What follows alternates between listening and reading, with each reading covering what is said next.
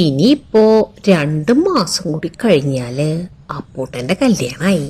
കുറെ നാളായി ഒന്നും കൊണ്ട് ഉറക്കാതെ ചെക്കൻ അങ്ങോട്ടും ഇങ്ങോട്ടും ഓടാൻ തുടങ്ങിയിട്ടേ.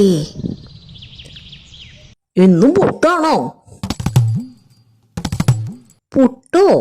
എന്ത് പുട്ട്? ഉപ്പിലിട്ട പുട്ട് ആയിന്ന് നീയല്ലേ ഇപ്പൊ പറഞ്ഞേ കാർത്തിയാനി. പുട്ടല്ല. ഓ, നിങ്ങക്ക് ചെവി കേൾക്കാൻ പറ്റാത്തത് ഒരു തലവേദന ആയല്ലോ. പുട്ടല്ല, അപ്പൂട്ടന്റെ കല്യാണം. അപ്പൂട്ടന്റെ കല്യാണായിന്നാ പറഞ്ഞേ. ഓ, ആരുടെ? അപ്പൂട്ടന്റെ. അപ്പൂട്ടന്റെ കല്യാണം.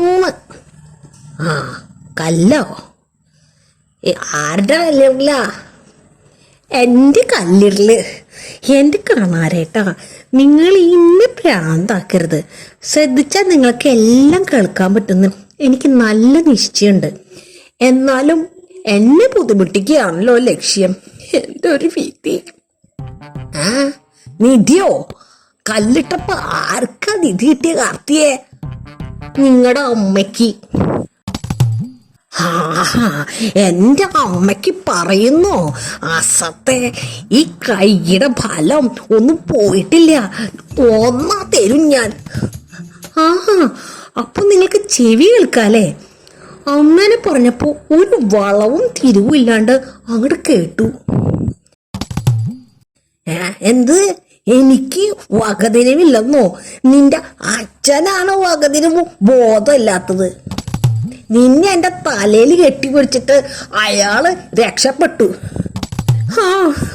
പറഞ്ഞോ. എൻ്റെ അച്ഛനെ തന്നെ പറഞ്ഞു. മരിച്ചു ചാരായിട്ടും നിങ്ങൾക്ക് ഇപ്പോഴും പ്രാഗി കൊത്തി തീർന്നില്ല അല്ലേ? എൻ്റെ ഒരു വിധി.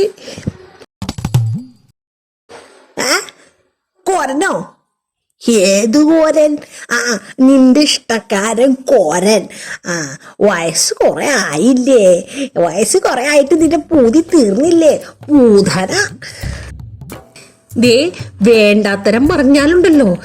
ഈശ്വര, ഇതെന്തൊരു ഗതികേട്. എന്താ പറഞ്ഞ?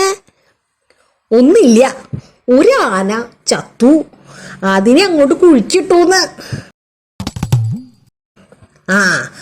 അത് നീ തന്നെ കൂട്ടിക്കുഴച്ച് തിന്നു. കണ്ട ഇപ്പോ ചെവി കേൾക്കല്ലേ? നിങ്ങളുടെ ഈ അഭിനയം അങ്ങോട്ട് നിർത്തിക്കോ. തോന്നിയാസം പറയരുത് കാർത്തിയെ. വൃത്തിക്ക് തന്നെയാ ഞാൻ കുളിച്ചേ. നീയാണ് വൃത്തിയില്ലാത്ത പോത്ത്. എന്റെ ദേവിയേ, എന്നെ അങ്ങോട്ട് മേലോട്ട് വിളിക്കോ? ഈ മനുഷ്യന്റെ കൂടെ എനിക്കിനി ജീവിക്കാൻ വയ്യ.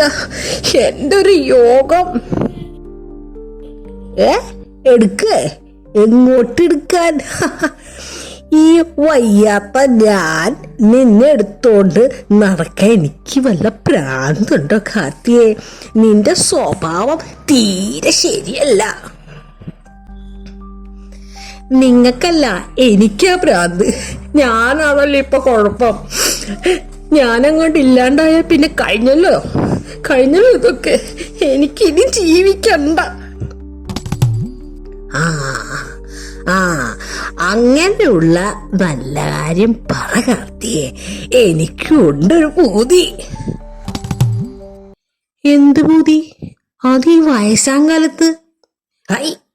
നീയല്ലേ ഇപ്പൊ പറഞ്ഞേ നിനക്ക് ഇപ്പൊ കൊഴുക്കട്ട മതിന്ന്? ഇയാളെ ഞാനിപ്പോ തല്ലിക്കൊല്ലും. പണ്ടാറക്കാലം മതിയായി എനിക്ക്. ഇനി നിങ്ങളുടെ കൂടെ ജീവിച്ച ഭ്രാന്താവും എനിക്ക്. വല്ല ഭ്രാന്താശുപത്രിയിൽ ആരെങ്കിലും ഒന്ന് കൊണ്ടുപോവോ? ആരുമില്ല ഇവിടെ. എന്നെ ഒന്ന് കൂട്ടിക്കെട്ടി പടിഞ്ഞാറക്കോട്ടയിലെ ഭ്രാന്താശുപത്രിയിൽ ഒന്ന് കൊണ്ടിടാൻ ആരുമില്ല ഇവിടെ. കാർത്തി,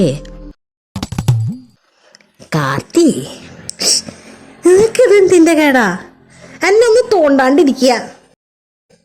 അല്ല കാർത്തിയെ, നിന്റെ മനസ്സില് ഇങ്ങനൊരു ആഗ്രഹം ഉണ്ടെന്ന് ഞാൻ അറിഞ്ഞില്ല. പടിഞ്ഞാപ്പുറത്തെ മുറിയിലേക്ക് നീ ഒന്ന് വാ. എന്തിന്? അതൊക്കെ ഉണ്ട്. നിനക്കല്ലേ പൂതി? പൂതിയോ? എന്തിന് പൂതി? അല്ല, നീയല്ലേ പറഞ്ഞേ പടിഞ്ഞാപ്പുറത്തെ മുറിയിൽ പോയിട്ട് നിന്നെ കെട്ടിപ്പിടിച്ചിരിക്കാൻ.